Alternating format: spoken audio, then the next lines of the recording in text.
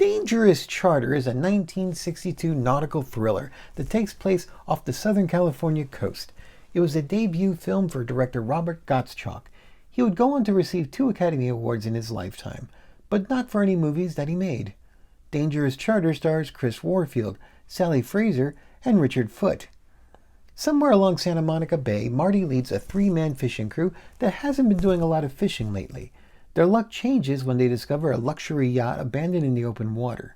They also find a dead body on board. They turn in their discoveries to the authorities, who allow the fishing crew to keep the yacht. Now Marty and his crew start a charter cruise business. Their first customer represents a mysterious employer, who turns out to be the previous owner of the boat. Why did he abandon it? Why has he returned? And why does he not want the boat back? Will the crew's maiden voyage be their last? Dangerous Charter was a collaboration between several of the founders of a company called Panavision. In the 1950s, movie theaters and studios were searching for anything to help them compete with television.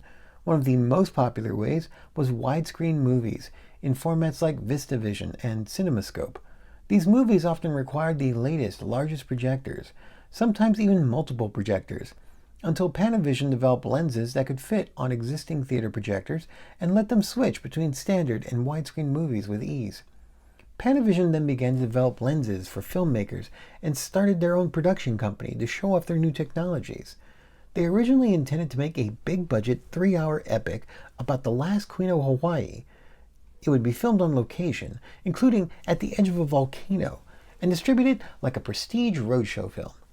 They ended up scaling down production a bit to a story filmed in 5 days off the coast of Catalina Island, with a movie distributed 4 years later for the B-movie circuit. They didn't even use their signature lenses during production. That same summer, Panavision was providing lenses for MGM's production of Ben-Hur. So how is Dangerous Charter as a movie? The story's decent, with an intriguing setup, lots of mystery in the first 20 minutes.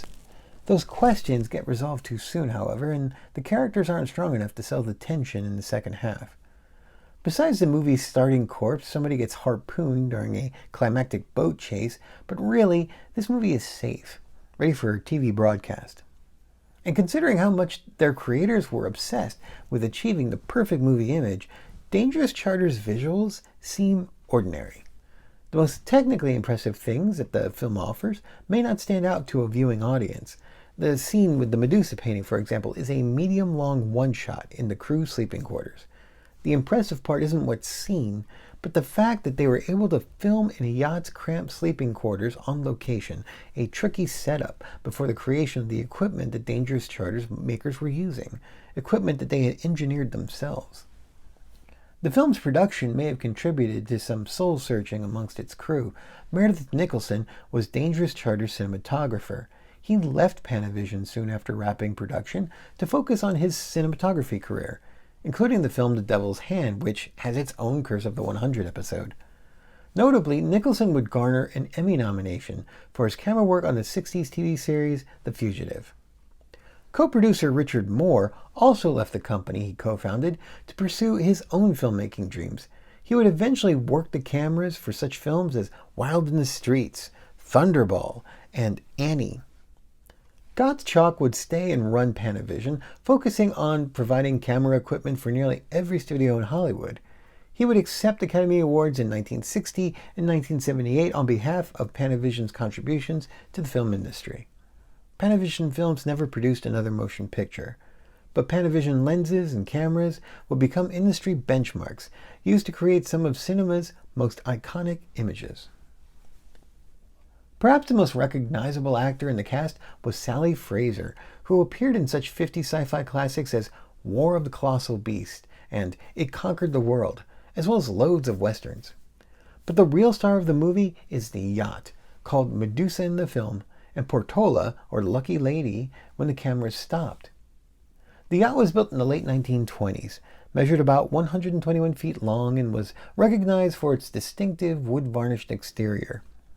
The same year the boat's owners rented out Portola to Panavision Films, the yacht was also rented for Billy Wilder's Some Like It Hot. It's the boat that Tony Curtis sneaks Marilyn Monroe onto. The boat remained operational well into the millennium, before it submerged in 2007. As a B movie, Dangerous Charter is just like any other cruise. A little slow for some taste, the right speed for others, especially if you enjoy looking at a Rolls-Royce of boats. But while the film's visual storytelling isn't that distinctive, it still offers hints of the game-changing technology that the Panavision founders were about to bring to Hollywood.